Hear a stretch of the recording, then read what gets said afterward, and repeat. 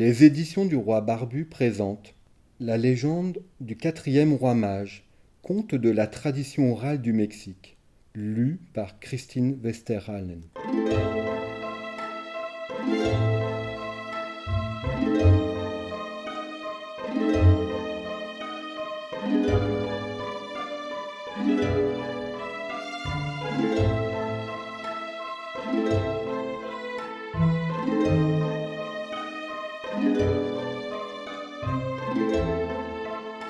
Il était une fois la naissance de l'enfant Jésus, dans une étable près de Bethléem.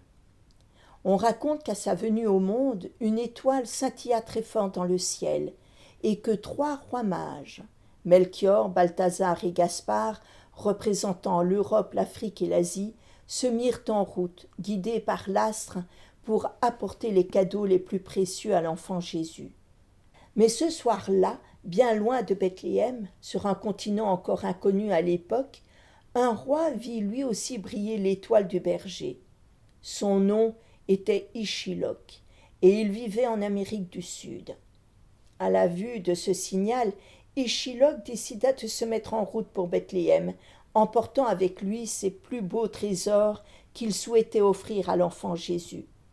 Un bouquet de plumes de toutes les couleurs, 2 émeraudes, un collier en pointe de flèche et une pépite d'or. Au dernier moment, il ajouta une orange. Mais la route jusqu'à Bethléem était très longue et difficile. Ichilok se retrouva coincé dans la forêt vierge. À ce moment-là, un perroquet blanc passa par là. En échange du bouquet de plumes de toutes les couleurs, il proposa à Ichilok de le porter pour traverser la forêt. Ichilok put reprendre sa marche, mais il fut rapidement bloqué par des montagnes impossibles à gravir.